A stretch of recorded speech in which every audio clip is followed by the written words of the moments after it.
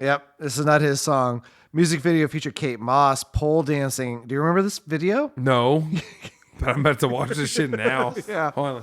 The shorts are too soft. It's in my brain. Can't unhear it. This is a show about the 500 albums that Rolling Stone says are the best, and we're gonna talk about them ad nauseum. This is a show about the 500 albums that Rolling Stone says are the best, and we're gonna talk about them ad nauseum.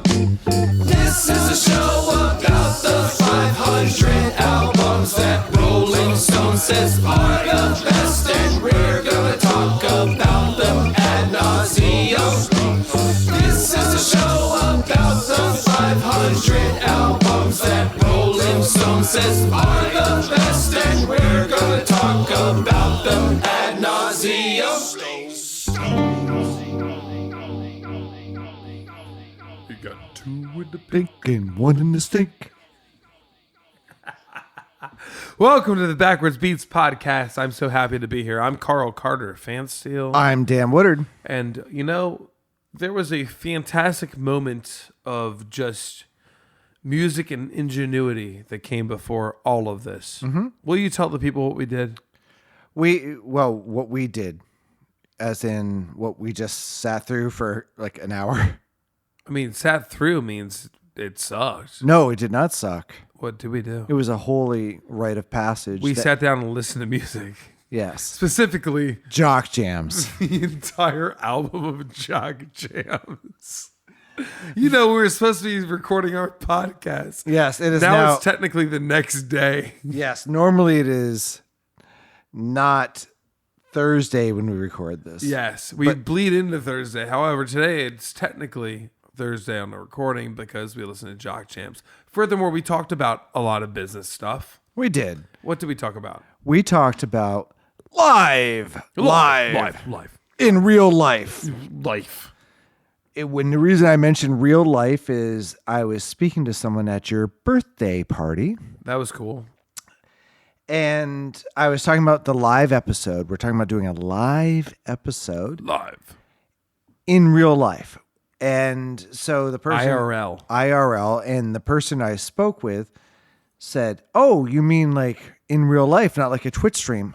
No Twitch stream. Human, face-to-face, eye-to-eye. In a room. With a bar. This is happening. We're making this happen. I think it's going to be a special night. I think so too. Dan's been really hot on this idea. I've been lesser hot. However, I believe in it now. We discussed the terms. I think we may have a room. Mm-hmm. So if you're a Backwards Beats listener who's not from the great state of Maryland and you'd like to come to this event, please do reach out. Email us. We'll figure out a way for you to be here. That's right. You can hit us up backwardsbeatspodcast@gmail.com. That's probably the most efficient way, honestly. Or show at backwardsbeatspodcast.com if you want to do that. That's pretty cool. That's a real thing. We own that. We do. It's cool. Actually, any pile of characters at backwardsbeatspodcast.com will get here, but... Yeah. The Gmail's a safe bet. Yeah. There's a great spot just on the east side of Baltimore that we have kind of fallen in love with this room, and it will be a great place to do this live. Yes. So this live episode is not an album that's going to be on the list. Yeah, we'll do an album that's kind of off the tier just so you can enjoy it with us. Correct. And so our Patreon listeners have gotten first dibs at a selection of albums that we have suggested that aren't on the list. Very shortly, we're going to post a very similar survey on Instagram. The only difference between the Instagram survey and the Patreon survey is all you can do is vote for what we're suggesting. But if you come over to our Patreon, you can actually express an opinion and we might listen to you. But say, I love when someone pleads a case. Yep. Which some have. Some have. I'm not sure if we'll do Hillary Duff, but we might. Oh, thanks, Jukes. You might be the only one on that. However, we'll be reviewing an album live. We'll do a couple live ads. We'll do a Q&A. It's going to be a very interactive evening with us. Yeah. That we look forward to in a fun setting, hosted by a place that will, make you feel like you're at home. So stay tuned. We'll have a date shortly. That's a promise. Probably in the 2-week frame, I will give myself the goal to lock that down. Yes. Please do. If you don't, I'll have the goal to lock that down. I'm saying, Yeah. Allow me to take a thing under it. You do enough for this. All right. So all of that housekeeping out of the way, what are we talking about this fine morning? Oh, I think we're talking about Rolling Stones' golden children, the White Stripes. That is correct. And specifically their album, Elephant. Yes, this is the 4th album by the White Stripes. This album ranks 499 on Rolling Stone magazine's 500 greatest albums of all time list. $4.99. Did I say 499? Yeah. So what? I was saying For 49. Thank you very much. For 49. And if you don't know what this podcast is about, rewind a few seconds and listen to the fantastic theme song that we handcrafted for you. So hard. We crafted the hell of that. Thanks. Josh Earls on the mix, by the way. Great mix. Thank you, Josh. But 14 songs, 50 minutes and 52 seconds. It's a dense and fun and cool listen, and you kind of get hit from every angle on it. Yeah. What can you tell us about this album? So Elephant is the 4th album by the band. The band, it's an interesting word to say band, the White Stripes. Yeah. Which is a 2-person band, officially. Correct. So this is formed in 1997 by Jack Anthony Gillis. So Jack Anthony Gillis, who also is met with Meg White. So Jack Anthony Gillis and Meg White were married. Jack took Meg's name on Super cool. and became the White Stripes. So Jack and Meg White officially. Correct. And they kind of started, it was interesting. So Jack played in a bunch of Detroit bands. He was part of the garage rock scene, and we'll talk about that. This is a very DIY sounding album, even though this is their 4th album. They've been doing this for a while. It's a fantastic sounding album. Yes. And Jack played with bands like Goober and the Peas. And what's interesting is Jack and Meg got married, and in part of that whole relationship, in 1997, Jack's like, hey, why don't you play the drums? And Meg's like, okay. And they became the White Stripes. So he's already a guitar player who's been working on his craft. She's just a music fan who sat behind a drum kit with no other training. And I think that's really important to talk about as we get through some of the things that people have said about Meg, maybe some feelings we might have about Meg, because she comes in with nothing on the table as far as previous skill or time. It's just can you play drums? I guess. And then puts up a top 500 of all time album. Yeah, it was her 4th album, but they were already doing well. They were formed in 1997, about the time she hadn't even been playing drums a year. Talk about access. Right? So you have Jack White, who's quite talented, very thoughtful, I think is a good way to put him. Really appreciates the craft of music. Really appreciates getting back to basics. So the White Stripes is the 1st album, came out in 1999. So Meg has been playing drums for 2 years before they released their 1st album, which kind of pisses me off as someone, when I had been playing drums for 2 years and not even close to releasing an album. No shade, good on her. Congratulations. What's the meme with the little dude? He's happy for you. Yeah, I'm so happy. I'm happy. It was a very raw, lo-fi album and recorded quickly on analog tape, and we'll talk about analog taping when we get to this album. They move forward to Day Still, which has some songs like Hello Operator and Apple Blossom, which kind of put them on the map. Yeah, Apple Blossom's one I was familiar with. Yep. And then that was pretty popular for them. And then their real breakthrough is White Blood Cells, which came out in 2001, which has Fell in Love with a Girl. That's the banger on that one. Yep. Joss Stone covered that. Oh, yeah? Oh, groovy version, yeah. I don't know if I know that. I should We'll check it out. check that one during the break. Yeah, because we need to like lament more and not record this episode. That's my favorite. For longer. That's my favorite thing to do. Yes. But Fell in Love with a Girl, the video was directed by Michael Gondry, which boosted sort of their MTV exposure. And the interesting thing about the White Stripes, the stripedness of it, is very often they're dressed in red and black or red and white, which comes from Meg's like real like love for peppermints, like the little peppermints. Yeah, sure. Like and you'll see that when you look at her playing drums, like look at her drum kit. yeah, they're peppermints, which is sweet. And they became pretty popular just through their kind of DIY ethos, the rawness of the album, the rawness of the recording, but some interesting the amount of noise that two individuals can make. You talk about like 3-person bands like Nirvana or Rush, they make a lot of noise, but these two people, they hum. This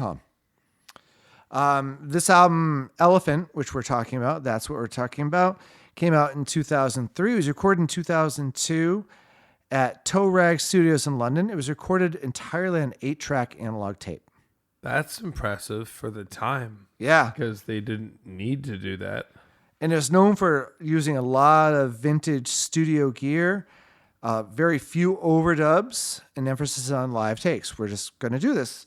And we'll probably talk about some of the pros and cons of those live takes. Mostly pros, in my opinion. I mean, I have very few cons. I kind of love the tracking. Yeah. And this album was probably even more known because they actually included other instruments that they're not used to, like piano and marimba, The Hardest Button to Button and Cold Cold Night are two songs that stand out there. Album came out April 1st, April Fool's Day, 2003. And it peaked at number 6 in the Billboard Top 200, reached number 1 in the UK album charts. This little-known song called Seven Nation Army is on this album, which essentially is one of those songs that transcends space and time. It's just this thing It's in just ether. now belongs to the world. Yeah. It does. It won a Grammy for Best Alternative Music Album 2004, and obviously listed as one of the best albums of the 2000s. The Seven Nation Army riff, obviously very, very recognizable, was kind of almost like a throwaway, like, I don't know, is this a thing kind of song? Yeah, it's a thing, all right. It became a thing. If you're ever in a stadium and everybody's wasted and wants to scream a thing, it's a thing. It's a thing. And obviously this album, because of its popularity, really helped cement the garage rock revival coming out of Detroit, and inspired a lot of other sort of like duos and stripped down acts at the time. And I think we probably would not be talking about this album if we were talking about Seven Nation Army, but I don't think it's the only song worth talking about in this. I'd say without Seven Nation Army, I still think there's a lot of backbone on this album that sounds new and different and raw and can push things down the middle. Yeah. Seven Nation did it, but the album has legs without it. It sure does. So a couple of the things to talk about. Most people know this. Jack and Meg were married. Jack took on her name, as I already mentioned, but they actually advertised themselves as brother and sister, Which is wild. and most of that was to like not get into the relationship nonsense of it. By the time this album is out, they were already divorced, and when they got divorced, Jack figured they were done, but Meg's like, "No, we'll keep the band together." And they did that for as long as they could. Unfortunately, Meg suffers from acute anxiety, which just kept pulling her further and further away. And I even think to this day, Jack even says, I didn't even get to talk to her anymore. Like, they didn't leave acrimoniously at all. When I study this, every forum is just like, where is Meg? Yeah. Is she okay? Like, no one knows. Yeah, mental health is a real thing, and unfortunately, it feels like Meg has been suffering with it, and I hope she's doing well. Well, she got a fat dose of stardom for a while, and that is not for everybody. It's not. Like, if you think about bands from the 90s, like grunge bands, there's one singer who survived the 90s. Yeah. Right? Eddie Vedder. All the rest of them couldn't deal with it. And Eddie couldn't even deal with his fame. After the album 10, Eddie was known for, when they were recording their second album, they were already put up in all the luxury stuff, and he just like slept in his Toyota. He's like, hey, I can't. This is not me. It's not for everybody. And she struggled with that, even though Jack would sort of pull her to the front. And one thing notable about their live performances is there was never a set list. And rarely did either one know what they were going to play. And Jack would just like live just call a song. It's fine when you just play kick snare, though. But it's not fine when you're a 4-year drummer on a live stage playing kick snare, though. In front of 12,000 people. That's exactly right. This next song Meg's going to sing. That also sucks ass. Yeah. As the guy who calls shit randomly in bands. Yep. And you do that to your band too. Mm-hmm. But I get it. It has to be an absolute kerfuffle when it's your wife. Right. And also like a very novice musician against your kit. Right. He's clearly like the whole like novel of Jack, and like I had one room and like it had a drum set and my mattress was on the floor in the corner, and everything else was music and recording gear. And that was how he spent his one bedroom, right? Yeah. Like versus my wife will play drums now. Right. And let's be clear, Jack started as a drummer. That was his first instrument. Sure. Which is kind of obvious when you hear his guitar parts. That does make sense. He's a drummer's guitarist. Yeah, he plays polyrhythms on the guitar that feel like drum rolls. Yep. It's the same thing with like Dave Grohl. Like when his guitar parts are very percussive, very much a drummer's guitarist. I much prefer Jack White as a guitar player to Dave Grohl. They both bring different things to the ear and one's sonic palette, I would say. I much prefer Jack White to Dave Grohl as a guitar player. Sorry, Dave. That's about it. Yeah. Nice history. Thank you. Let's talk about this after a break. Talk about it. Is that Courtney Cox? Ladies, are you tired of that prickly feeling in the back of your neck every time you're walking through the parking garage alone? Tired of the keys between the knuckle routine and that fake phone calls just to feel like someone's got your back? Men, are you tired of being the designated protector? Yep. Are you just sick of trying to look intimidating when you want to get home and feast on your double Chipotle protein bowl? Why settle for pepper spray that'll just blow back in your own eyes? Introducing Murder Mate, your personal attack crow. This isn't a bodyguard. This is a 17-ounce prehistoric hate machine who's got your six. We're talking about a hyper-vigilant, highly agitated corvid that doesn't just see a threat, it endeavors to ruin its day. The Murder Mate is the only security system based on avian warfare. Your attacker only sees a potential victim. Then he sees the black, unblinking eyes of a creature that feasts on the dead. Most situations resolve themselves the second your crow lets out that low, guttural rattle that says, I will peel your scalp like a grape. It's hands-free, it's low maintenance, it's a literal omen of doom that lives in your foyer. The Murder Mate package includes one Interceptor-class crow, trained specifically to target soft tissue and shiny objects like eyeballs. The leather pauldron, a heavy-duty shoulder mount so your new best friend doesn't puncture your favorite hoodie while he's scanning the perimeter. The grudge training is our proprietary method that ensures your crow recognizes your scent and views everyone else as an extreme threat. And also, legal immunity. It's not assault if a wild animal descends from the heavens and strip mines your mugger's forehead. That's just nature, baby. Stop living in fear. Start living with a sentient, feathered nightmare that loves you and hates the world. The murder mate. Growing in the name of. It's way too much. I know what you mean. What are you saying to me, Daniel? What I'm saying is we're about to embark on a journey that is wider and thicker than it is long. This is a chode of a journey. It is a show. We are launching pad. So what are we doing? We're talking about the song Seven Nation Army. Da, da, da, da, da, Da, da. First song on the album, Seven Nation Army. There are 14 songs on this album. This one has the most plays at 2,139,358,998 plays on Spotify as we speak at this very moment. Mm-hmm. I'm sure someone will score a goal any second in Madrid, and that number will change. That's correct.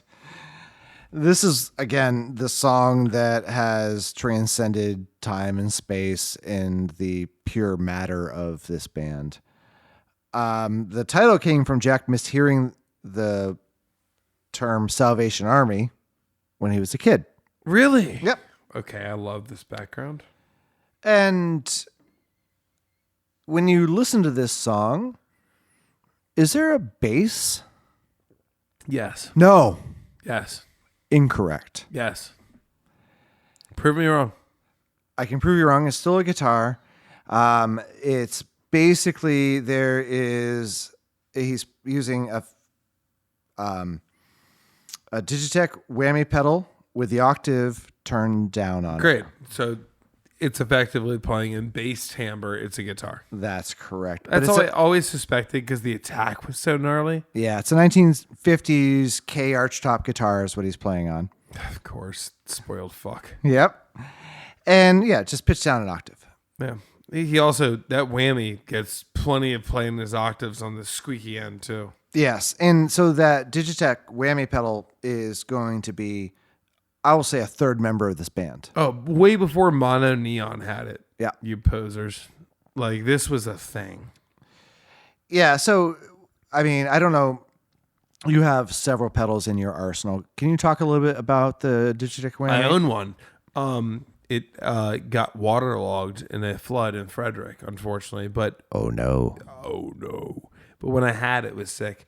So the way that this pedal works is it has a pivot on the foot, a la a wah-wah pedal. For those who aren't hip to any of this, just think about it as like a pedal that if you sit your foot flat on it, it sounds like the guitar. If you poke your toe down, the tonality spikes up. We literally move up the scale, and you can push up an octave or two. If you drop your heel, you can do the same thing lower. So effectively, you get the same note that you'd have on a piano. You know, a piano has 8 C's on it. You put your finger on middle C. If you push your toe down, you can jump up a C or two. If you put your heel down, you can fall down a C or two. And so that wee type of sound, it's not the first time you heard this. Tom Morello uses this Correct. effect. Yep. My Your aforementioned baloney? Oh, sorry. Mono Neon, fantastic bass player who was playing with Prince pre-death, is hip to this as well. It's a very slidey thing. It sounds like it came from a synthesizer.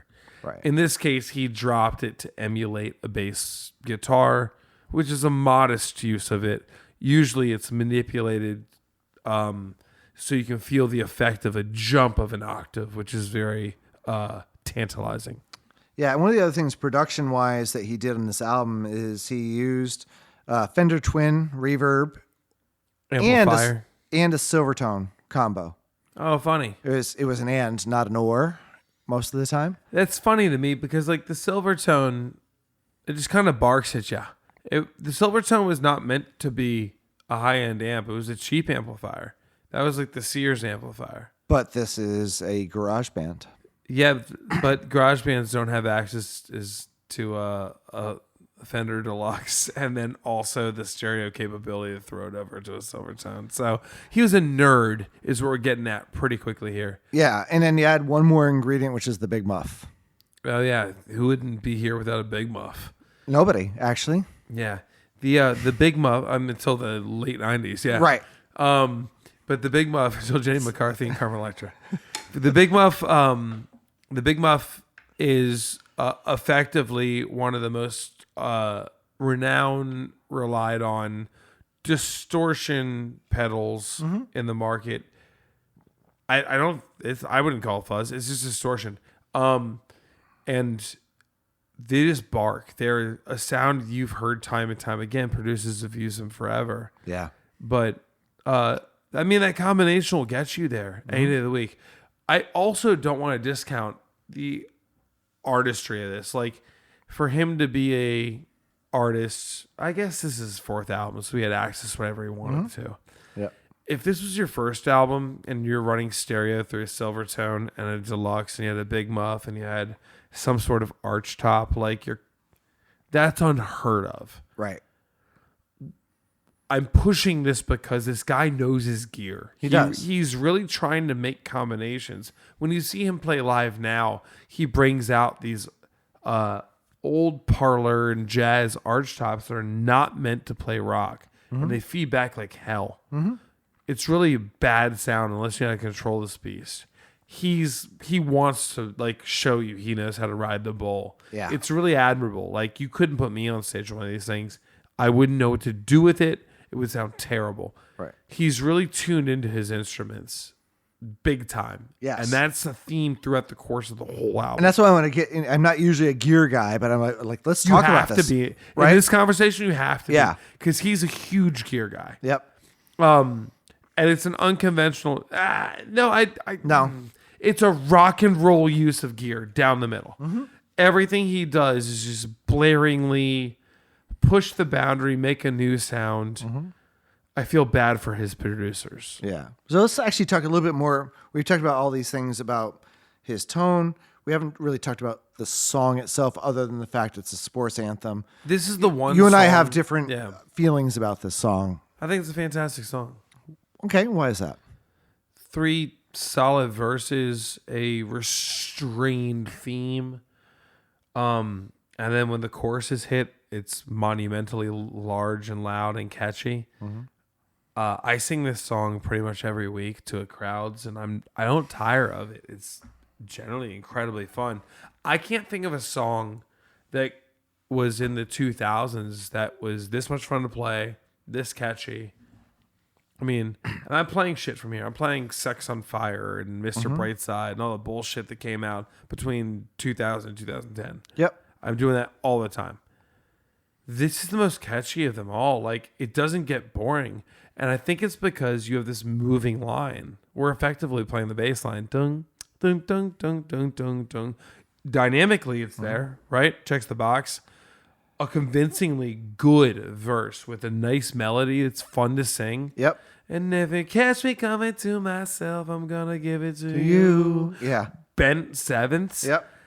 And then we get to go fucking ham. There's a dynamic Nashville fill build. Dun, dun, dun, dun, dun, dun, dun, dun, dun, dun, dun, dun, dun, and the whole bar blows up. And then everybody sings the line back at you. And then- what's not to like? And then on the flip side of that, so as someone who doesn't love the song as much as you do, let's talk about Meg, right? The whole verse, she is so pulled back. She's just kick She's drum. hitting a kick drum. That's it.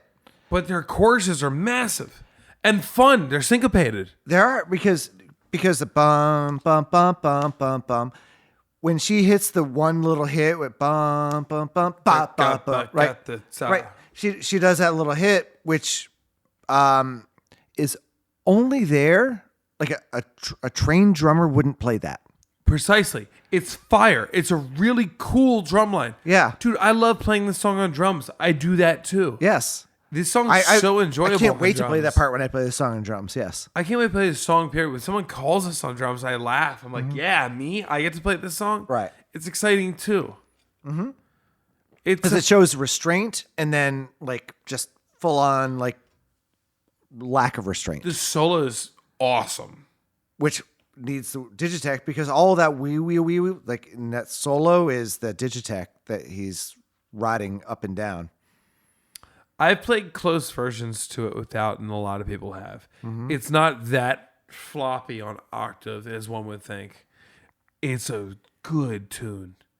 Full and full. This song deserves its stripes. No pun intended. Mm-hmm. The reason why we're going so ham on it is it's because it might be one of the top 10 most popular songs of all time. Right. It's so transcendental. You see it in fucking soccer stadiums in Madrid, and you hear it everywhere. People know this melody. Yeah. Like Belgium in 2003 was canon. that was yeah. This melody is now known, so it's transcended, and we don't use that word lightly. Right. Even Jack says it's not his song anymore. Because it isn't. The world just took it. It's Happy Birthday. It's whatever. It's, Precisely. Yes. It's in that catalog, that Yep. God tier catalog. Yep. And so to look at it here in the context of this album, does it make sense? Absolutely. Yep. Is it a great song? Absolutely. So before we move on, because we have to move on, this song is played at musical events and arenas. And so this song is massive.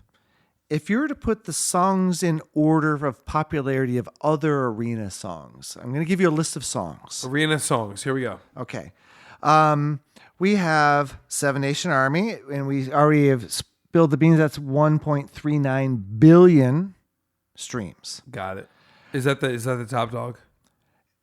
Well, I'm going to ask you which one is the top dog. I'm going to give you some other songs here. So I have Seven Nation Army, which is 2.1 billion. Okay. We have Eye of the Tiger, Enter Sandman, Jump Around, and We Will Rock You. Of sports arena songs, can you put them in order? Okay. I'm going to go White Stripes, number 1. Okay. I'm going to go Metallica, number 2. Okay.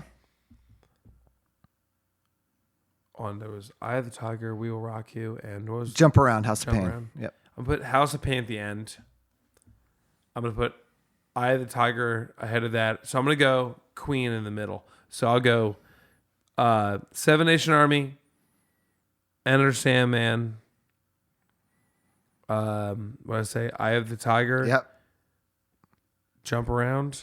No. We Will Rock Enter Sandman, We'll Rock You, Eye of the Tiger, Jump Around. Okay, so the correct order, according to Spotify streams, Okay. is Enter Sandman at 2.2 billion. They got him by like a little. Okay. Yeah, found my low. Seven Nation Army. Okay. 2.1 So billion. just swap that. Eye of the Tiger at 1.75 billion. Eye of the Tiger beat Queen. Jump Around at 1.7 billion. They beat Queen. We Will Rock You at 1.64 billion. Mind completely blown. Yeah. Okay. I'm not blown away by the 5 songs, though I do think Jump Around is getting a lot of damn credit.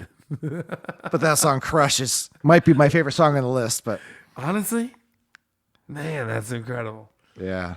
All right, so let's move off of it. I mean, what else can you say? Seven Nation Army, Seven Nation Army. If you don't know it, you're literally in the minority of people. This On the isn't planet, even like yeah. us judging. That's just like you're Right. a Luddite. There are 6 billion people who apparently have not listened to this song. Yeah, and that's on you. Yeah. Like, let's move on. What kind of math do you like? I prefer meth, so Okay. none. But I like if I had to choose a color, black. Black math as opposed to white math? I mean, white math, just like pass me. So we come out of that song, which is, even though it's as exciting as Seven Nation Army is, it's pretty subdued from a verse perspective. It's the chorus that's wild. Well, it's dichotomy. Yeah, there's Yep. like these really cool verses that just have this like down the middle kick drum, storytelling, really cool stylistic vocals. Yeah. But now you get into this like Queens of the Stone Age kind of like banger of a friggin' tune. This It riff. is chaotic. Yeah. And I fucking love it. Yeah. Tell me more. I mean, there's this lyric in here that I grabbed, which is the I can't tell you how proud I am writing down the things I don't understand. It's such a nice line. Yeah. It's a song about school in the forefront, but it's definitely euphemism for something else. Education. Yep. The greater system. The ignorance and rock and roll of this is so awesome. This is Hope I Die Before I Get Old. There's like that whole like feeling of it. I love like this. We haven't gotten to where this song is going to land here because this album is going to land here at the beginning of this song, because this is again, I feel like I'm hearing Songs for the Deaf. But it's got like a punk energy to start. Oh, totally. And Until it doesn't, but yeah. One of the things you'll get in the shape of the songs that the Stripes do in the punk form, it's one of their three forms, the way I see it. When they decide to go this way, and I think Seven Nation Army is kind of included in this group in the sense, is you get these very dynamic things. Yep. Small, big, right? Yep.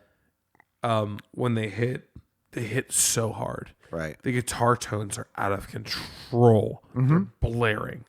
The solos in this song are savage. You got the Digitech for days on that solo. Yeah. Screaming up. Yep. 2 octaves. Whee! Like, Yeah. he's taking for a ride, and there's no editing. Like, it's just like what he played is what you got. Yeah. And so I mentioned this album is recorded on 8-track. And Which is so impressive. it really is. And what's actually really impressive to me is the drums here. We'll talk about Meg in her I'll say primitive or naive or non-nuanced performances throughout this album.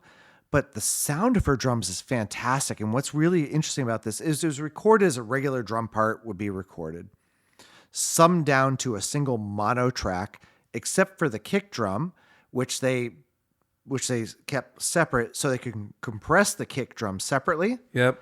So it has separate compression on the kick drum, which is why it sounds so like full and like It's a banger. yeah, it is. So there are 2 tracks. That'll be a trick they use throughout the album. Yes, and so there are 2 tracks on this entire album that are just drums, and all the rest is whatever they've got going to use to fill in the space: vocals, guitar, overdubs, and things like that. But there are 2 tracks that are just drums. And Meg is a very slight woman; she's not a big gal at all. Sounds like she's beating the snot out of it. But if you watch her play, she's like Karen Carpenter's size. So she's tiny. But the drums Karen sound Carpenter, also banging drummer. Oh, yes. And as much credit as Meg will get, like Rolling Stone put her as one of the best drummers of all time. I don't know that I agree with that. Karen Carpenter, if she's not one of the best drummers of all time, she's a phenomenal drummer. Like literally, like She was awesome. yeah. She's awesome. Playing traditional style break beats. Yeah. While she sang perfectly. Yeah. This song smokes. I love where it stands on the album. I love how it follows out of the tune. They're setting the mood for what their band does. Yeah. Minute and 20 seconds. What happens? Halftime. Yeah. Well, there's a million of these movements. Yeah. A good old cut time will always catch my ear every single time. This tune shows you how ratty they can be. That he's dedicated to rock and roll, that Meg's up for the challenge of playing. Yep. And that they can do some fun things, because Seven Nation Army was very square, very straight ahead. Here, they'll start to play time signatures. They will do this throughout the course of the, not time signatures, but they'll go from double to half to cut time. Yeah. So they'll play, how would you call that guy with a music degree? Well, exactly that. Technically, if you're going from a specific tempo to halftime, technically it's a metric modulation. So just metric modulations on a very predictable route. Yeah. But they're very effective. Yeah. Thank you. I needed that terminology tonight. But I still think that there might be a home for you, but according to Jack White and There ain't no home for you. not here. There's no home for you. This weighs in at just under 4 minutes. Mind you, Seven Nation Army is going to be the outlier by a long run on this album, over in the billion marks. Black Math, there's no home for you. 27.5 million, followed by 13.5 million. That's not a shabby listening bass at all. But with this Alice in Changes harmony that comes in at the out of the outro, forget about it, man. That's awesome. Yeah, this song's a Bellini for me. I love this tune. And anytime Dan and I can latch onto things that sound like the elements we love. What I love about this song is it kind of grows throughout the course of it. Yeah. It's deceptive. It's a grower, not a shower initially. Yeah. What you end up with is this kind of like lulling you thing, and then it just builds and builds into another Jack White solo. Yeah. This one, he goes off the fucking rails. The like acapella over the guitar noise. Did you say? Whoa. It's a banger, man. This song crushes. 13 million. Clean out your freaking ears, listeners. This song is so good. It's my favorite song of the front three by a long run. I mean, I mean, this is. I couldn't mean this as any more of a compliment. My note. This song ebbs and flows, and it reminds me of What Is and What Should Never Be by Led Zeppelin. Yeah, Led Zeppelin that's 2. a really good way. There's a lot from the Zeppelin book, I feel like, that we're pulling from here. He has this grip on blues that feels traditional. Oh yeah, he's a Son House He's blues to the core. Yeah. He's blues to the core, but some of it touches the way that like Zeppelin ripped off blues, and then some of it touches the way that like fucking Field Folk created blues. He's really kind of real deal. I love the way he approaches it all. I'm not anti-Zeppelin by any means, but like he didn't copy Zeppelin. He just like kind of rode in with them. He found the same vein and then went and did his own thing. Yeah. He didn't need to rely on Zeppelin to get there, is what I'm getting at. No, not at all. And when I say that, it's not a dig or a compliment. It's more of a compliment because What Is and What Should Never Be on Led Zeppelin 2. Incredible. And also my favorite album by Led Zeppelin. So like I'm full in. Yeah. Yeah. That's where I love I guess I like this song. Yeah, it sounds that way. What's the next tune? I don't know. I just don't know what to do myself. Written by Burt Bacharach and Hal David, previously recorded by Dusty Springfield. Shut up, seriously? No, seriously. Okay, that makes perfect sense then. I was wondering where we got this from. Yep, this is not his song. Music video featured Kate Moss pole dancing. Do you remember this video? No, but I'm about to watch this shit now. Yeah. Hold on. My shorts are too soft. Tuck this shit away. Okay. Yeah, Kate Moss pole dancing. Pole dancing in the video in this like black studio. Yeah. Tell me, I don't know what to do with myself. Bomb bomb. Yeah. So what's beautiful here, I have my notes here. I was pulling these specifically because I feel like this is where I turned my head really hard on this album. Wonderful. So this song is what enables grunge in this band. Okay. Even though this is a post-grunge album, but go ahead. I totally understand. Yep. But when you get into this genre of music, you're going, okay, cool. So are you, like, don't act like we don't want to slap a label on a thing, right? Right. Are you, like, classic rock? Are you fusion rock? No. No. Are you blues rock? Yes. Yes. Are you grunge rock? Maybe. Yes. Here's the evidence I would push forward. Even with the Alice in Chains of the previous. Well, that just reinforces it. Is all I'm getting to. Yeah. Is we don't need too much more than that to like show it off. But this tune right here, it's down the middle.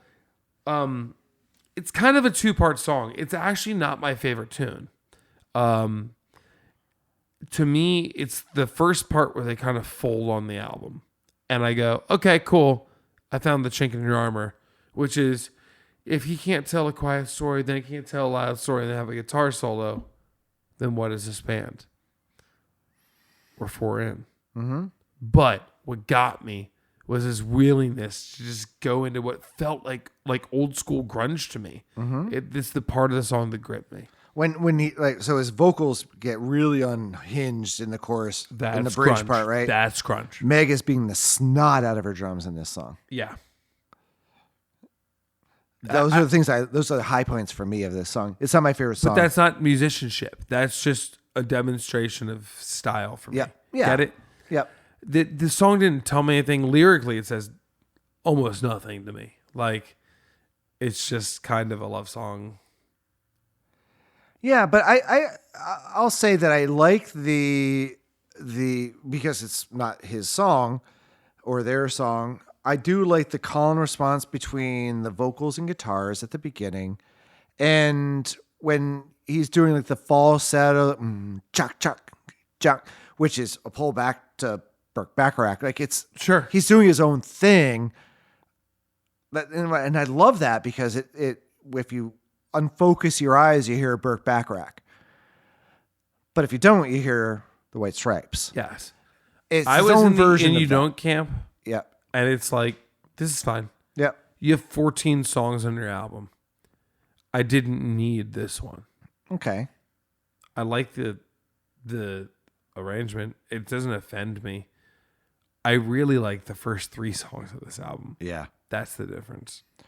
What I like about this from an album craft perspective is the breath that it gives you. Sure. I feel like we get a much bigger breath next song. Way bigger breath when we get into In the Cold, Cold Night. Yes. Sung solely and purely by only Jack White. Wait. No.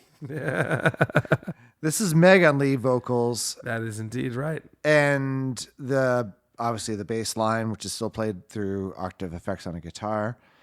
This song to me is almost, if you wanted to find the derivative origin of this is Fever by Peggy Lee. Yeah. That's kind of the note I had too. Yep. Not a dig, but it's kind of what it is. This is the breath. Yeah. Not the last one. No.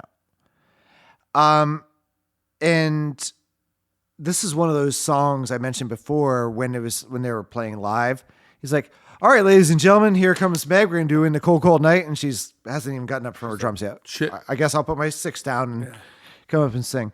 I think she slays this song. I think she's great on it. She's not a trained singer, but I think she does what she does on this song in a way that her inexperience serves the song, in my opinion, really well. That's a well said statement. That's, I think, where I lie as well, which is there's a beauty to having, that kind of like naive approach. Yep. It's humble. And you spend most of the song, if you're like me, waiting for it to like do a thing, Yeah. pop off, go nuts. It doesn't. Never. It stays. At the very end, they do a cool chord thing. Yeah. And you're like, oh, here it is. My question is that he played this live. He must have looped it because there's the bump, bump, the whole octave guitar part, but there's more stuff that. He's been bringing out a full band of players forever.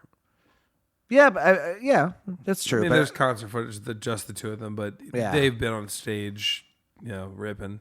Also, I don't know how many times he's subjected to like being at like Coachella and be like, you sing this one. Yeah. So who knows? She has a say in the matter, I'd like to think. Yeah, but I like the recording and I'm super sweet on it because I feel like it's the first tune that sets the tone for them to suddenly not be dick out White Stripes for a long time in this album. no, what's the runtime on this one? This is only 2:58. Is that what I'm saying?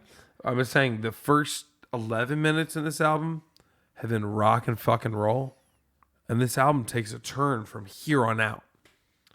It does. And I feel like the song is disservice at 19 million listens. I really like this song, and I love the like Jack's guitar tone on this, really clean. It's beautiful because most of the rest of this album is him being like jangly and like, here's Jack White. Like, not that he's not proficient at his instrument, but this is just, here's me just being really clean and subdued. This part of the album is where I changed my mind about the album. If you rammed 14 White Stripes songs a la the first 3 down my throat for the whole album, I would tire of it, as would, I think, most people. Yep. This is where you start to see subtlety play. Yep. An approach for other types of music, thoughtfulness, core values, as one might say. Because I think of Jack as an institution, as many people do. Sure. He's running for mayor of Music Town. He's not just here to be a musician. That's who he is, right? He's like head of like the Vinyl Underground. He did the thing with the Edge and Jimmy Page. Jimmy Page. Like he's been like a Rolling Stones sweetheart forever. So Well, he's also like a nice guy. Seems like a nice guy. he's fantastic. Yeah. I have no ill will towards him. There's this mantle. This was the part of the album though where I go, okay, it can be more, and certainly now it becomes more. Yeah. So the introduction of this song does 2 things for me. A, it stones the album a little bit and lets me hear past some really crazy squeaky solos, which I appreciate. I love those solos. Yeah. Gives us a big breath. It also just kind of tempers expectations from here on out. It's almost like he's like, yeah, I gave you guys like some fucking fireworks there. Now can we all chill for a minute? He's even saying like, I can't deliver 14 of this perfectly. Because he doesn't strike me as the guy who would like put something out he didn't like. No, I don't think so. And in the interviews I've seen with him and his relationship with Meg, even though at this point they were divorced, I still feel like they were a team, and he was on Team Meg. Sure. He supports her. He knows he dragged her in. But I've heard him talk about her because there have been varying versions of whether she's amazing or terrible as a drummer, and I don't think either thing is true. And he's like, no, if I can't lock in with a drummer, I can't do anything. And he did, and their breakup had nothing to do with her musicality or lack of. It had to do with her emotionally and what was going on with her mentally. And in this thing, I just love like her little slinky, sultry little part in this. It's a cute tune. Yep. It's by all means not Give me definitive. fever. Yeah. But Peggy Lee's better, but agreed. All right, next tune. I want to be the boy to warm your mother's heart. Love that. As someone who usually did better with the girlfriend's moms than did with the girlfriend. This one was awesome. Yeah. So, why do you say that? Well, it goes into a more traditional songwriter format first and foremost. Sounds like Paul McCartney meets The Who. It does indeed. Sounds like a few past album Ram. Yep. The approach, all of a sudden, you don't get traditional Jack. But he's writing very like earnestly about what I think is a very normal need or want. And suddenly this big rock sound has been diminished. Yep. But we're replaced with something that's also quite satisfying. This is a very good song. I was so happy to have my predisposition on this album totally broken. Right. At around the point of the past 2 songs. This is probably the last song on side 1, I would say. Yeah, I would argue that as well. But my God, is this one cool. It's a surprise. You get your first real focus on piano. A Jethro Tull sounding piano part. In Totally. My opinion. Yeah. Perfectly put. Yeah. We'll have many pianos and keyboards throughout the course of the album. A couple will be focuses. This is a big focus. Yeah. It almost feels more Queen-esque, Sure. right? With just lacks a little finesse. Yeah. But he's singing out his heart. It's like he's really committed to his message here. And I just so charmed. Yeah, I mean, the way I put it is like he's like fascinated with like awkward romantic devotion. That's right. Like you've got this girl that you love and you don't even know what to do with yourself. Like you're just uncomfortable in your skin, but you can't help it because you're infatuated, and he just wants to win mom over, because sometimes when you win mom over, it works. Usually it doesn't, because but that was the story of my young life, so I resonate with this song so well. There you go. Yeah, every time I would have a breakup, like the mom would be like, "Oh, I'm so sorry to see you go." Yeah, but your daughter doesn't give a shit. Yeah. I've had a couple of like dad buds who are like, "Oh, Carl, damn," you know, like, there's a lot of musical detail in this song. Yeah. You will find cool flourishes here and there, guitar, piano, harmony based. The writing, I think, is fantastic from a vocal standpoint as well. The message couldn't be clearer. He's very efficient at delivering his message vocally. Yep. And I appreciate that. But this is a solid like singer-songwriter song. Yeah, exactly. So other songs, just he barks some shit. You're like, girl, I want to park a car. And you're like, bitch, he wants to park a car. Right. This one, he's more sincere, but the message is every bit as clear. Yeah. Yeah.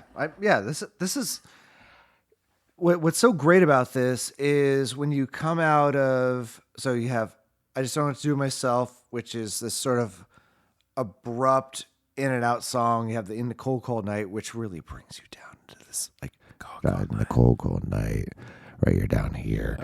Cold night. And then this one just brings you back up just a little bit, with just I think a fantastic like side ender. Yeah. And furthermore, just a fantastic change from what we've already heard. Yep. There's still like, it's still like kind of like riff driven. There's still a lot of like cool like patterns that like transition segments. Yep. So they haven't abandoned what they do. Right. We'll get there. Just feels really traditional. Yeah. Good song. But we'll get to a little abandonment in a little bit. I would say so. Yeah. After this break. That's right. Yeah. This week in music. This is your Backwards Beats Week in Music for the week of March 21st, 2026. In a move that is quintessentially Muse, Matt Bellamy and company just announced their 10th studio album, The Wow Signal, arriving June 26th. In true Muse fashion, they didn't just drop a press release, they launched a weather balloon into the stratosphere to broadcast the lead signal, Be With You, from the edge of space. Fans actually had to tune in to a live stream of the transmission to hear the track for the first time. The album title refers to a 1977 Deep Space radio burst, and this release follows last year's heavy 8-string track Unraveling. And judging by the new synth rock sound and space-themed track list, Matt Bellamy is leaning all the way back into their interstellar bombast that we love. 5 years after it broke our hearts on TV, the landmark drama It's a Sin is being reimagined for the stage. Original creator Russell T. Davies is teaming back up with the Pet Shop Boys to turn the story into a contemporary dance production. The project is a collaboration with the legendary Rambert Dance Company and will feature a mix of 80s archive footage and a new score composed by Roman Gianarthur, with Neil Tennant and Chris Lowe serving as executive producers. It's set to premiere at Manchester's Aviva Studios, bringing the story full circle to the city where the original series was filmed.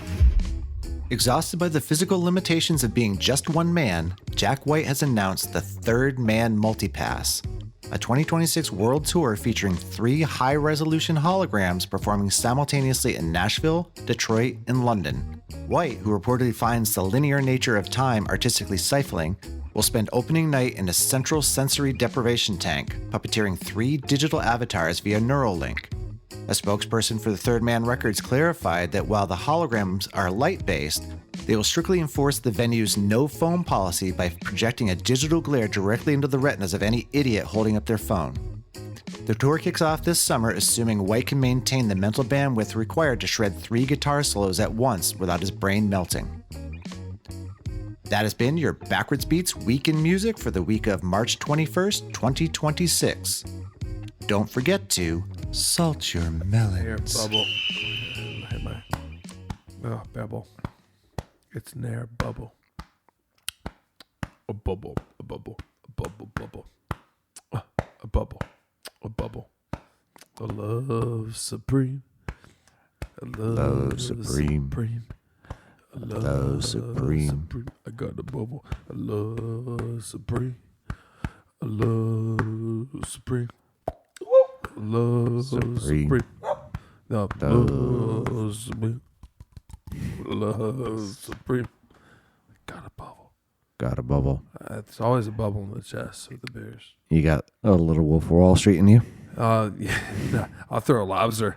Is that what that was? Were you just being Matthew McConaughey doing the? That's a great scene. It's a great scene. That's what I thought you were doing. Is the Our good friend Matthew McConaughey. He's been on the podcast 3 times. You ever notice how things change? Yeah, we gotta get him back for another ad. That's right. We're so blessed to have him. You know, he's a big Commanders fan too. Mm-hmm. We had a hell of a free agency today. Signed effectively an entire Super Bowl defensive line. So, Matthew, we invite you back whenever you want to be here. We're sorry that peanut butter has failed you, but we'll have you back. As is popcorn. With a love supreme. A love supreme. That's on this list, right? A Love Supreme by John Coltrane. Yeah. I'm positive it's the top 10, and I haven't looked at the top 10, but I mean, it's just probably not a lot of jazz, so I was just curious. I mean, it should be. No.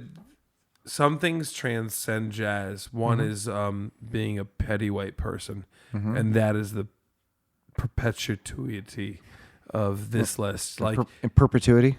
I don't know. I just made my own word up. There's a bunch of sounds you made. The popcorn of it all. What I'm saying is the greatest sin one could commit is taking a list like the top 500 Rolling Stone albums and making it nothing but black artists at the top and being like, we did you right. Right. No, bitch, those fuckers wrote all of the good music. We need to give more respect.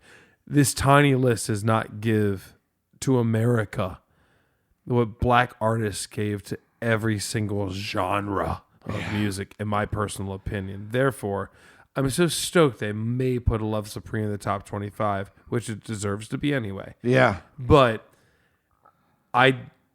the Love Supreme, John Coltrane, Bitches Brew, McCoy Tyner, they don't Jimmy need, Garrison, Elvin Jones. Like, come on. Don't need your permission to be on the list. Yeah. They've been there.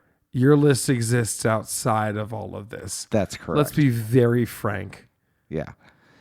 Listen to A Love Supreme by John Coltrane. And then when you're like, what are they talking about? Shut the fuck up and listen to A Love Supreme by John Coltrane. That's right. And then talk to me about what music in America should and is. Yeah. Because we don't need no stinking list to talk about how good real art is. Yeah. Let's make that known and clear. Yeah. I respect Rolling Stone's publication for giving us the platform and opportunity to run down this list. Right. In no way, shape, or form. May we reinforce, it's been a long time since I did this. Do we necessarily agree? We're not paid by them. We're not sponsored by them. We have no affiliation with them whatsoever. And if they were to pay us, we're still going to spout our opinion. Yeah, precisely. John Coltrane's A Love Supreme. Please, come on and pay us, because we could use a couple bucks we could boost this up and be even better. Hey, we'll lift more you. amazing. Like, people will know about you. Yep. So, hey, come to the party. However, A Love Supreme is a holy piece of work Yes. that I hold more sacred than most people hold their own books. Yeah. And it's just a perfect piece of art and shall not be defiled. That is where I stand. And I believe I speak for the both of us. 100%.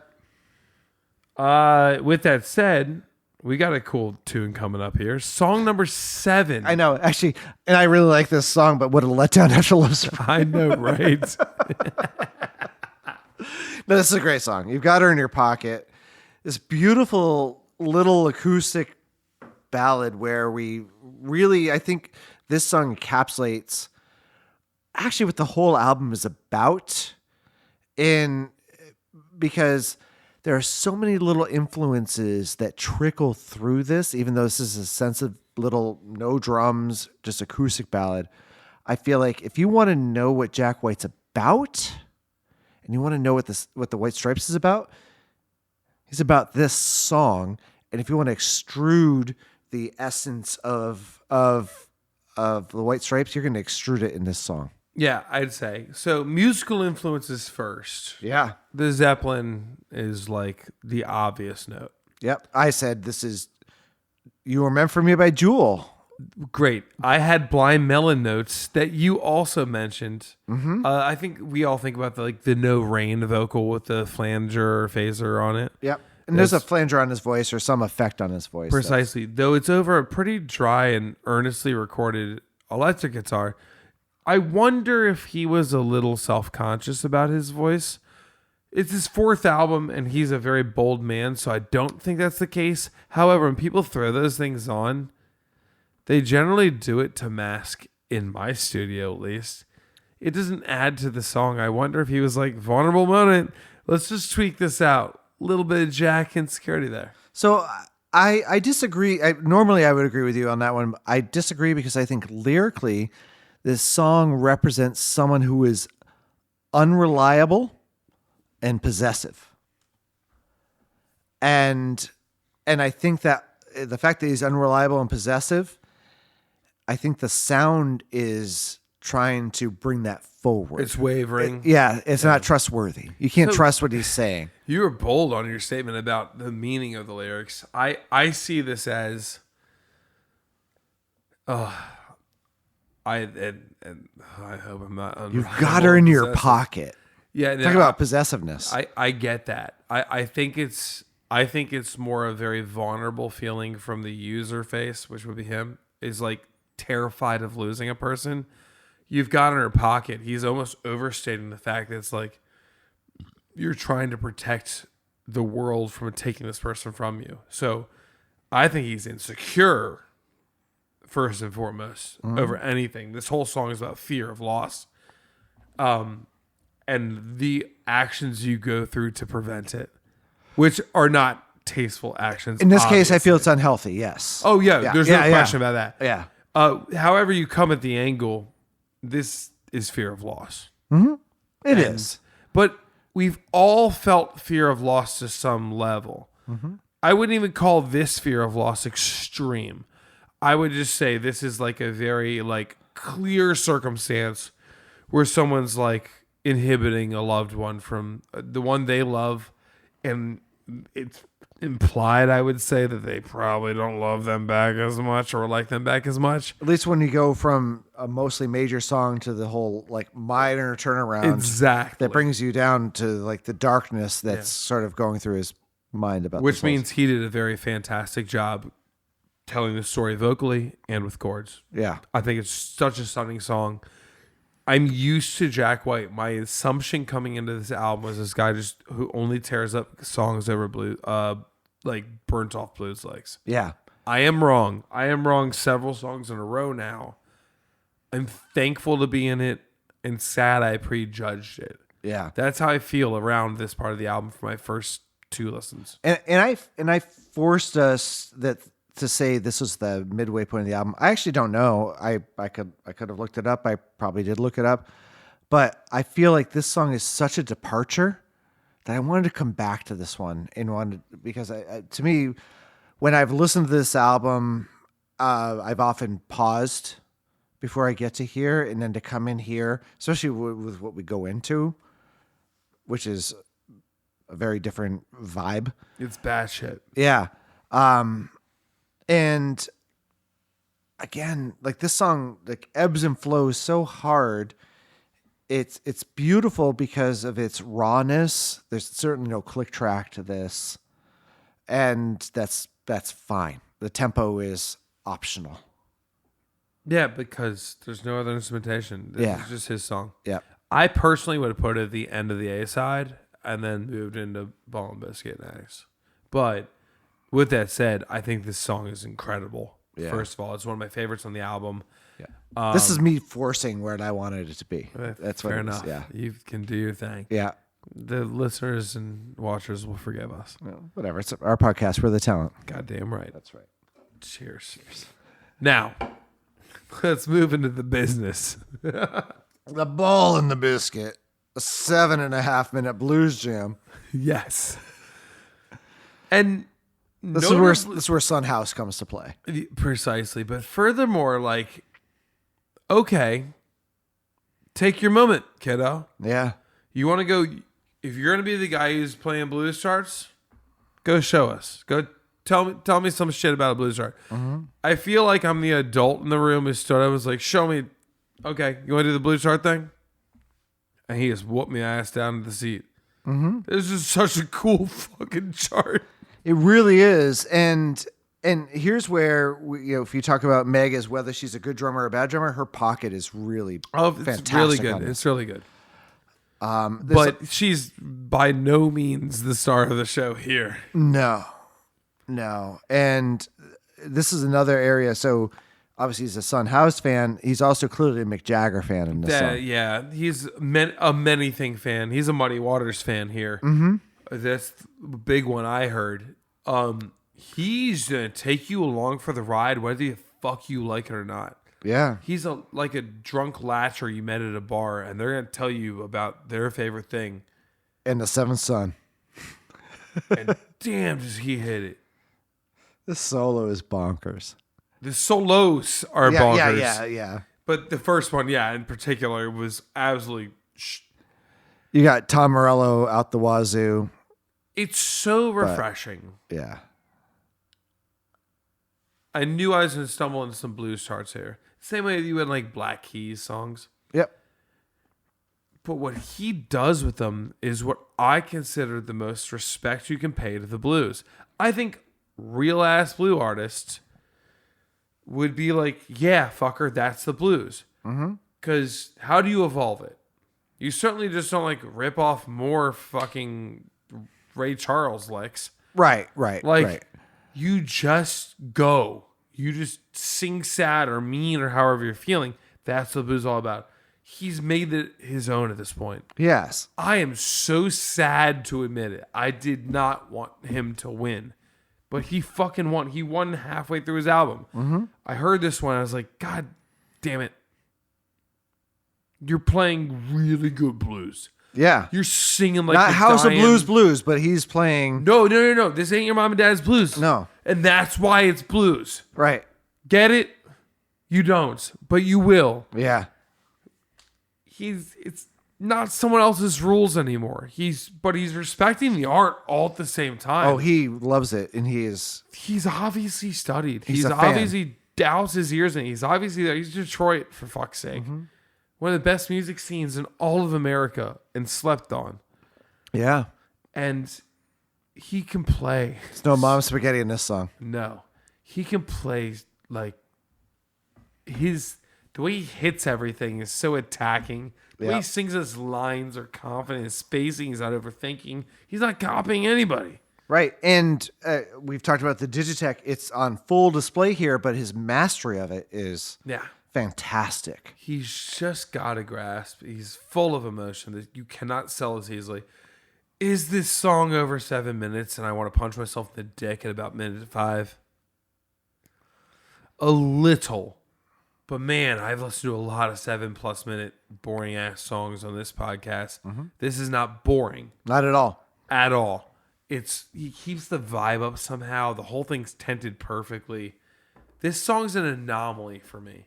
You don't really see things like this every day. No. And you're not a 7 minute song fan in general. Ooh, not even little. I have very little patience, especially when it's a white dude copying somebody else's style.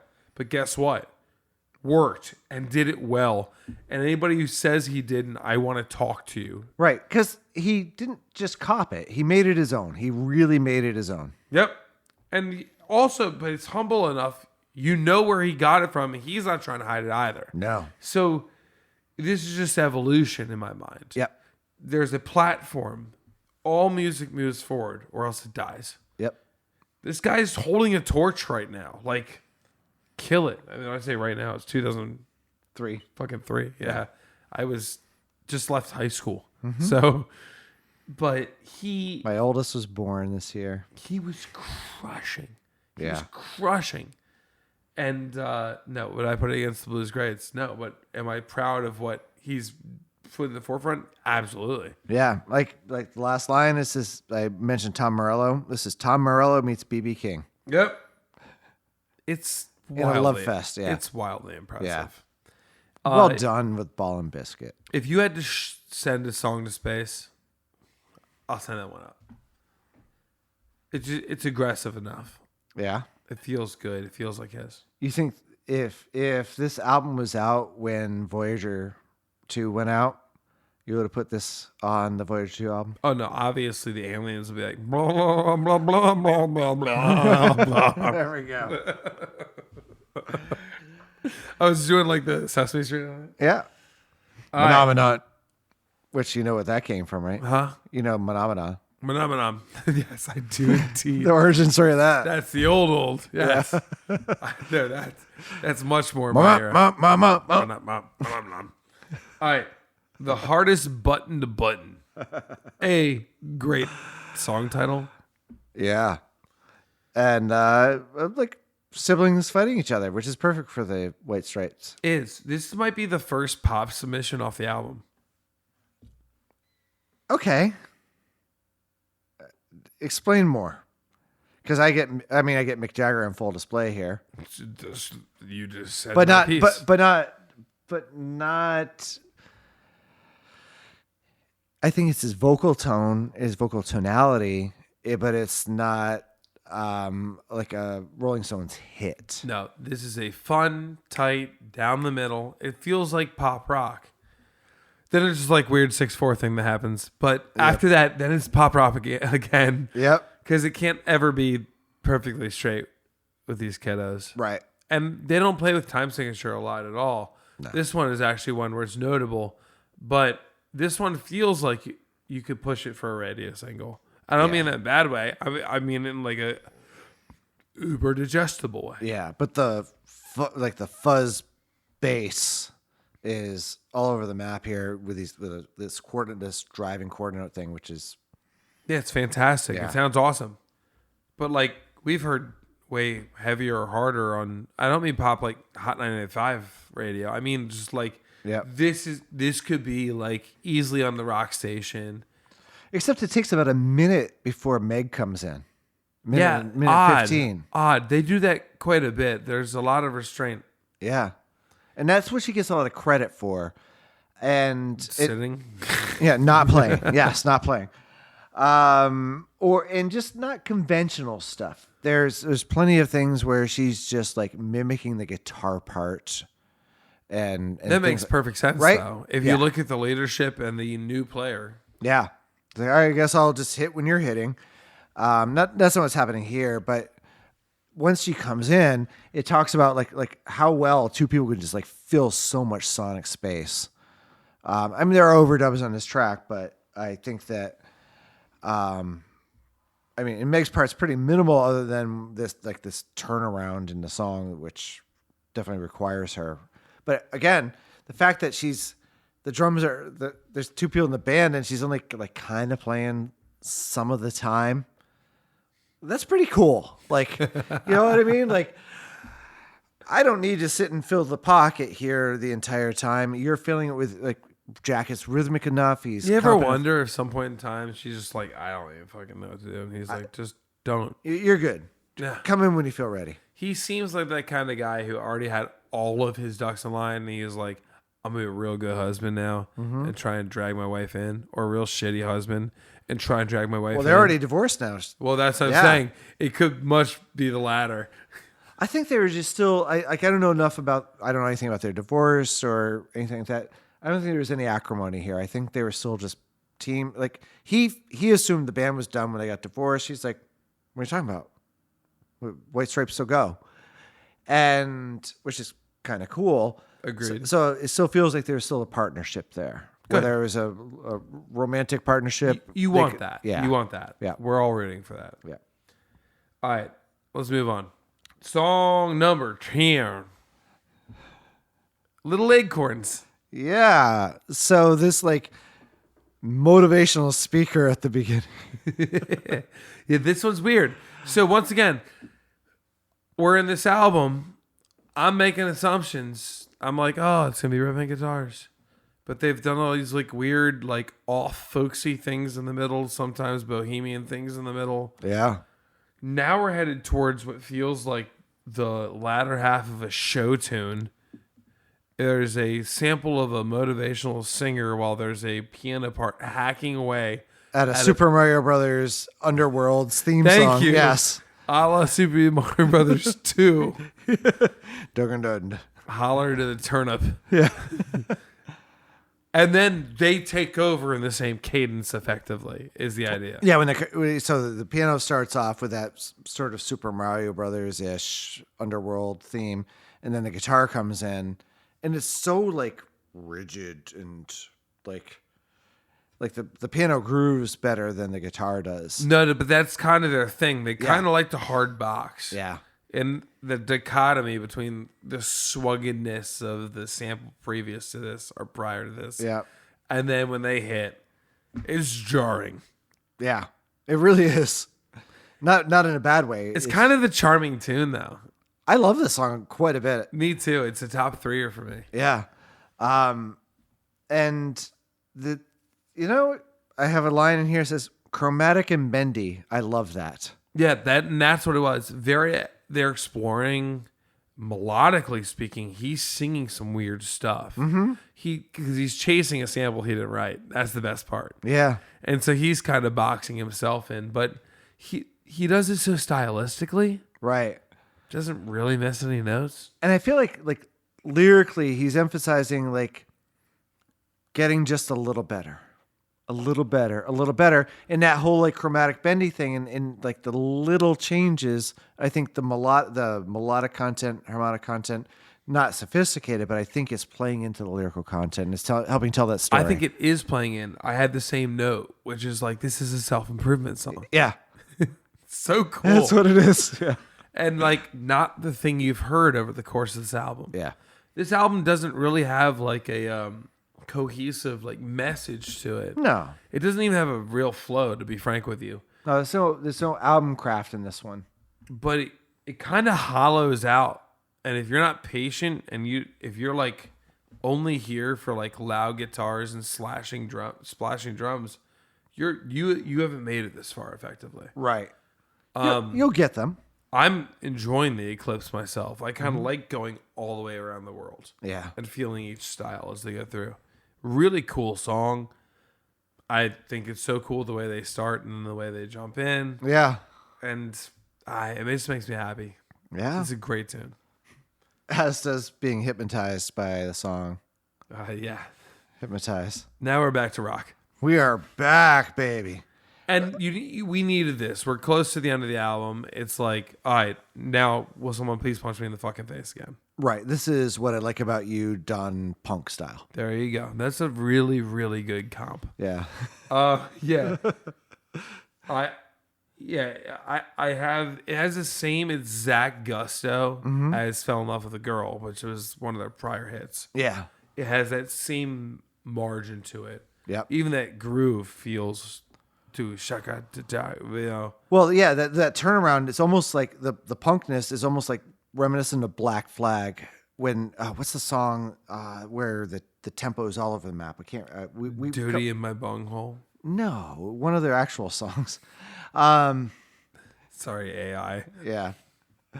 I'm trying to remember, but maybe I'll pull it out. But there's one of the songs that was on the podcast that we did where the tempo just kept changing Oh yeah, I remember this. Yeah. I couldn't tell you the song for the life Yeah, of me. well, I'll pull it up in a minute, but I'm Henry Rollins. yeah, but I get some of that out of here, even though this song is more competently played than Black Flag played what they played. And again, with What I Like About You, sort of layered into this. This is like one of their like Brit rock combos. That's how it sounds to me. Like if they have a few like rock profiles, this one feels more of that to me. Yeah. There's your Mick push. Yeah. Real fun song. Gimme, gimme, gimme. That's where the tempo where Gimme, Gimme, Gimme by Blondie. by Black Flag. Okay. When he's like 1, 2, gimme, gimme, gimme, and then when they go in, Or ABBA. Sorry. yeah. When so it starts off a certain tempo, and then when it gets into the heavy riff, the tempo just like drops. Even though he's being counted in, they're like, we're just ignoring that count in. No, it's like we'll catch when we catch. Yeah, him. that's the song. That's just a fermata. Yeah, that's yeah. This one's great. You get your energy back, and it's Yeah. clear that they're trying to make a statement towards the end of the album. Oi, we're still here. We are still here. Proper. So, that takes you to the air near my fingers. Ooh. It's a wild thing. Da, da, da. Yeah, literally. Literally, I have the note right here. It's just a different Wild Thing riff with Meg like just riding on the crash, just like in your face. This is a frustrated song. It's a very tense song. The Air Near My Fingers is the name of this song. I don't think we've said it out loud. I think we did. Okay. To me, this one is a pensive attempt at a blues format that is a slightly less convincing version of such. I know that's a very weird statement I just said. Allow me to read my notes verbatim. Okay. Initially understated, this reveals depth with repeated listens. Its overdriven electric pianos carry the theme. There's harmonic choices I don't quite understand. Is there B3 in this? I think it's more piano based, but There's something that's overdriven. Keyboard, it's. I don't think it's a B3. I feel like it's like one of those like overdriven EPs, like a Whirly or something. Okay. But this is a key heavy song. The descending chords are the attractive part for me. Yeah. There's this descending lick in the middle of it. And it's got a lot like that flat 5 thing going on. So there's like during like the exposition of this song, you have like a sped up All the Young Dudes by Martha Hoople. Damn, that's a rich pull. Like I know it. I'm trying to hear it in my ear as we speak, and I'm gonna lie to you if I say I'm hearing it. Yeah. Written by David Bowie, by the way, if you don't know. I'm hip to it. I just can't hear it in my ear right now. Yeah, it's you have to like kind of unfocus your ears for a minute, but then it's like once you hear it, it's like, oh, this is All the Young Dudes. It's not a pop song. No. It's quite rich. This is like eating like 89% cacao when you said you didn't want to. Right. You know? I like milk chocolate. Try this. Yeah. My descriptors aren't great based on my notes. However, what I will say about this song is I remember it being quite a chew at this point in the album. Yeah, I'm just happy to say Martha I'm Hoople. already 14 into the album. This thing could have ended in 12, frankly. This would be one of the ones I could chuck off the ship. Yeah, I like it, but if that's all you have to say, I think we can talk on to Girl. You have no faith in medicine. Dude, this song kills. This is This song fucks so hard. good. Another blues tune, call and response. I think it's my favorite guitar riff. It might be mine too. And it's a perfect blues song too. It is. He takes like 2 to 3 different versions of solos in it. Like the projection on him in here. He's the most convincing singer he's been almost the whole album. Yep. Yeah, I agree. And he's losing his mind. The lines, I got a couple. Let's hear it. The Take the bark right off the tree. He's just making fun of, hippie remedies at this point. Yeah. He's just shitting on people who think they're experts. And the best part about him is he's an expert at nothing except for grilling these assholes. Yeah. And man, he plays so crazy on this one. This is such a guitar forward journey. Yeah. And I'm there. And this is where we talked about Led Zeppelin already. I feel like he's like channeling his Jimmy Page with just a bit more like Adderall or yeah. And this one doesn't rely on like a whammy pedal or anything. He just kind of like hacks away at this one. He's just hitting the strings hard. Yeah, he may have like one trick in here off a pedal we're not hip to, but he just blows the brick walls down on the piggies. It's just like so satisfying. And vocally, he's just lost his mind. My only complaint is a little too much tambourine on this one. Oh my Jesus! But, yeah, I was saying we can go back to some of our old albums. Yeah, this is by far and away, I think, one of the most like absolutely like shoulders up, gonna bunch through your wall songs on this album. Yeah, if you're dozing off, I don't know how you could doze off this back half with Little Acorns, Hypnotize, even Air underneath my finger or near my fingers. You're not really gonna fall asleep, but if you're losing interest, this song is gonna slap you in the face. If there were an EP, this would be one of the 5. There's no question about it. Yeah, fantastic tune. Highly recommend. If you're not into this, skip forward, listen to this song. Yep. Which leaves us with our last tune. You don't need to listen to this last song. But let's go ahead and talk about it for 1 second. The song is called It's True That We Love One Another, which does have a guest vocalist. Whom is? Holly Gollingly. Cool. There's another garage gal who's a singer out of the Detroit rock scene. She was producing on this, wasn't she? Mm-hmm. Is that why she's here? They do like this like kooky kind of like backroom bohemian strummy thing where they're going to sing to each other. Yeah, I'd rather hear I Got You, Babe, or Love Will Keep Us Together. In all fairness, Love Will Keep Us Together is a great song. Captain Tennille, baby. Will keep us together. I'd take that over this and the odd that you pull those for the. I'm just talking about songs like it's like I love Jack White because of this. Like it's just this tongue in cheek. Whatever. It's an inside joke that I didn't need to hear. The worst part of the whole song is he's singing to what's her face? What's her name? Holly. And Meg. And he literally he's singing to Holly and he is like, why don't we have some love or something? She's like, you'd put a baby in my oven. I'm like, bitch, your wife is here. Right. She literally says, like, Jack goes, let me F you. She's like, I'd have a baby. And Meg's like, hey guys. Right. It's weird. And she doesn't sing well. This is a testament to how not good Meg is as a singer. Yeah. The whole song's odd and uncomfortable. Has no place on this album. I could trim this album down to 11 songs pretty easily and make it better. Yeah. That's not me doing anything but just being a producer. Yeah. I could just simply offer you a better product, which is slightly less songs and a more concentrated vibe. Mm-hmm. With that said, would you hit it? I would. This has been an interesting journey for me because I've liked this album.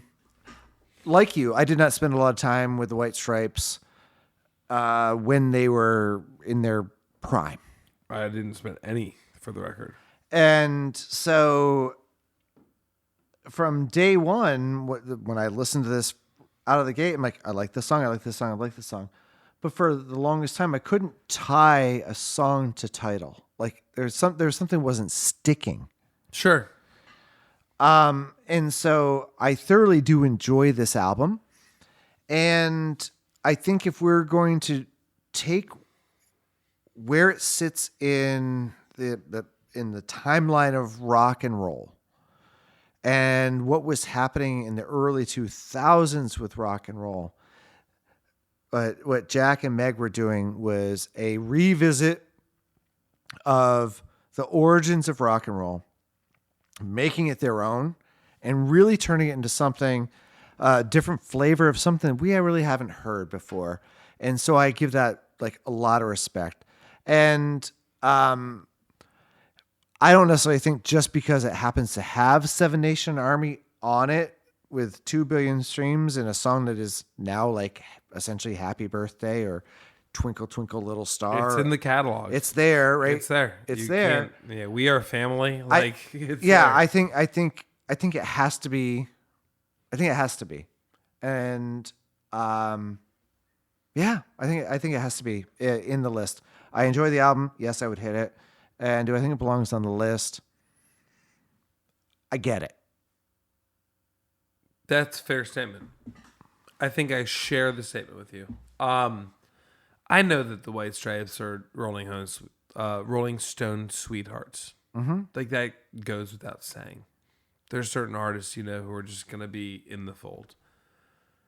I was delighted to be offered this album because I'd never get any chance. This is one of those albums I would have clearly never listened to had it not be forced on me. Right. I listened to it the first time, went, yep.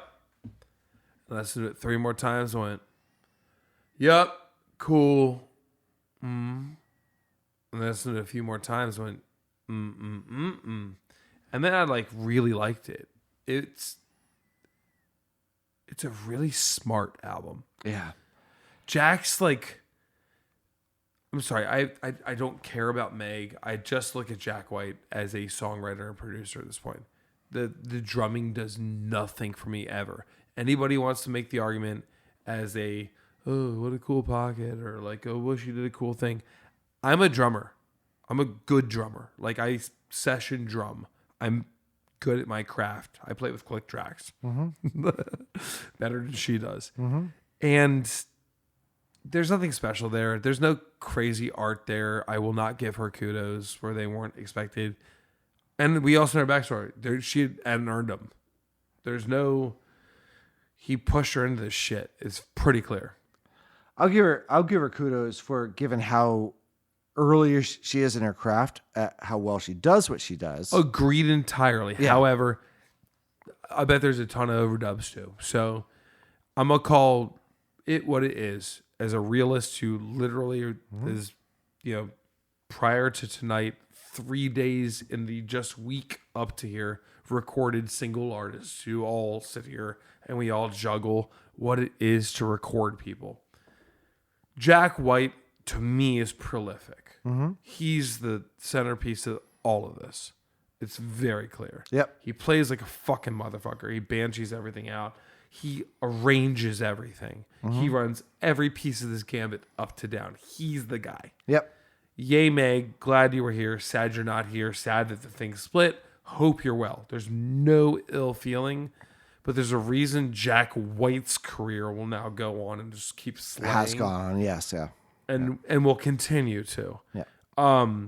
With that said, yeah, this album deserves a spot on the list. His take on the blues for 3 songs alone is stunning. I'm going to stick by this thing where it's I haven't heard people who aren't traditional blues players play the blues as well as him. Right. I didn't want to say that. I really didn't. No? I'm saying it because I have to respect it. This guy just has it.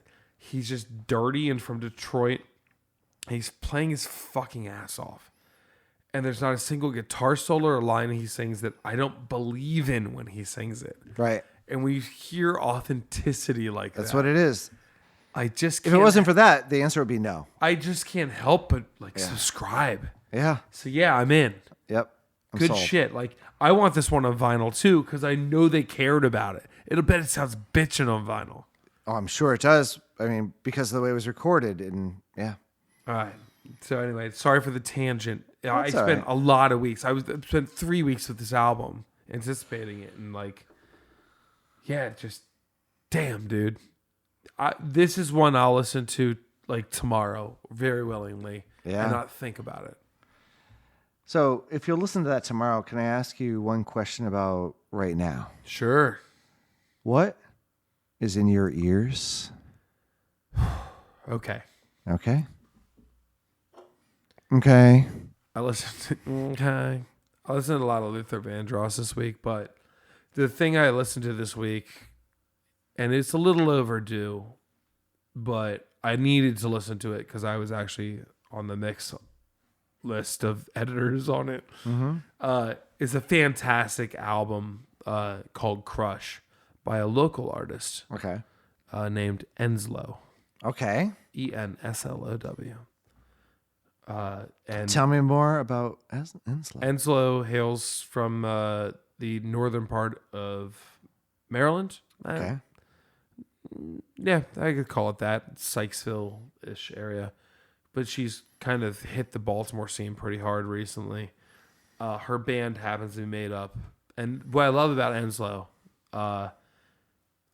Maggie is her name. Enslow is her moniker. Is she's really committed to her band and Enslow too. Because the band is all played such a massive process in the songwriting system and in the performance of what they've been able to do. And so it's real cool to see someone who could obviously take off on their own, Yep. really hold deep to their roots. And all the boys in her band are fucking to die for. There's no question about it. But this album, Crush, is so cool. The track on it I'm most in love with is ironically called, I think it's called Feels Like I'm Falling in Love. It's just this dense wall, has these big, thick snare drums in it, kind of strummy acoustic. It's such a dreamy, beautiful, down the middle song. It'll remind you of like psychedelic new Fleetwood Mac. It'll remind you of like, you know, if Sabrina Carpenter decided to turn the corner and get out of the sex game and decided to talk about like just something a little more like Grown up. Yeah. yeah, like grown up. Yeah. It's just fantastic music, and I finally delved in this week because I was at a loss for what to listen to in the car, and I was like, I really should put some time into this thing. I'm close to, Yeah. but I really don't have any reverberation in. Right. It was so nice to listen to it detached from the scene and just hear it as a user. It's fantastic. I think everybody should listen to it. It's a sweet, sweet album. Nice. Album name again is Crush Crush by Enslow. Enslow. Enslow. It was released the end of last year, so late 2025, I believe. Nice. How about you? I've been listening to this phenomenal jazz bass player by the name of Kinga Glick. Yes! You're hip to that? Yeah. I had no idea. Yeah, she is phenomenal. Her album, Real Life, she has a couple things out, but Real Life, just such an artist. And what's so cool about her music, she's this incredible, like Mohini Day style, like at that level of player, but her music is accessible. Where Mohini might, like, I love Mohini Day, and if you don't know. No, but like Mohini Day's whole thing is like, I'm gonna fuck you up. Yes. Yeah. Yes. She's terrifying. And what Kinga can do is be terrifying and also be like Daft Punk kind of at the same time. She's not that accessible, but she's like Unfollower is such a great song off this album that I feel like there's this 80s synth thing that's going on. Just really, really good music. It's funny, we went through the whole 80s drum things Yep. like 2 years ago, Yep. but the 80s bass synth is maybe gonna make an emergence. We're not sure. Yeah. So Fantastic. Yeah, that was a Instagram push that caught my ear. Yeah. And I don't spend any time on there except for when you text me and tell me to go on there to promote our podcast. Right. But then I can inevitably, like, I have to scroll, you know, like I'm just stuck Okay, for yeah. a half hour. Dude, great pick. Yeah. Great pick. She's really good. She's really good. Oh, what a fantastic time, Dan. Yeah. What do you think about that? What do you think about that? What are we listening to next week? Next week, we have the complete and unbelievable, the Otis Redding Dictionary of Soul. The Otis Redding Dictionary of Soul? The Man, complete and unbelievable. Gonna suck. I am so excited. Well, oh my God. In case you want to listen to us just sit here and just praise the entire album next week. And what's crazy is just looking at the track listing here. I'm sure we'll talk about Mr. Otis Redding one more time, because most of the songs you think we're going to talk about next week, we're not going to talk about next week. Don't matter. He's a national treasure. I could just listen to him cook eggs. It wouldn't matter.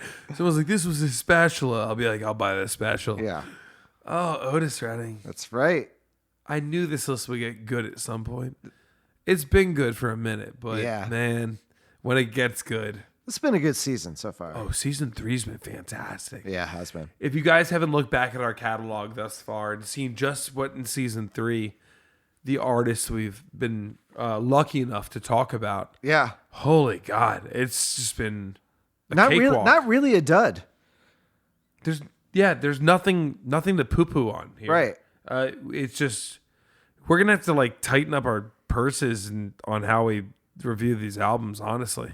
Yeah, if you need us to be more hateful, we're not going to do that. But but if you want more critical feedback, we'd like to hear that. Yeah. You can hit us up at Backwards Beats Podcast on our Instagram, or Backwards Beats Podcast at gmail.com. And we want your feedback.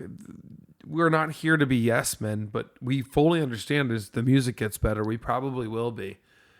Are we too lovey-dovey? Are we not critical enough? Do you want to hear more about lyrics? Do you want to hear more about theory? Dan. Yeah. So cool. Butthole, bunghole. Bunghole. Yeah. Aeolian. There's so much we could do. We just are looking for a touch of direction on how we take this. We'll never have a problem talking about all of it. That's right. And so as we do that, we will sign off. I love you very much. I am Carter-Feansil. I'm Dan Woodard. Thanks for spending time with us. That was a show about the album Elephant by the White Stripes. That band shows us what the future blues can be. Backwards Beats Podcast is a Two-to-One production recorded live at Thought Shack Studios in Halethorpe, Maryland. If you enjoyed the show, make sure to subscribe and leave us a review on Apple Podcasts, Spotify, or wherever you get your podcasts. You can find us at Backwards Beats Podcast on most platforms. Share the love, and we'll see you next week for another deep dive into the next album on Rolling Stone Magazine's Top 500 list. Until then, salt your melons.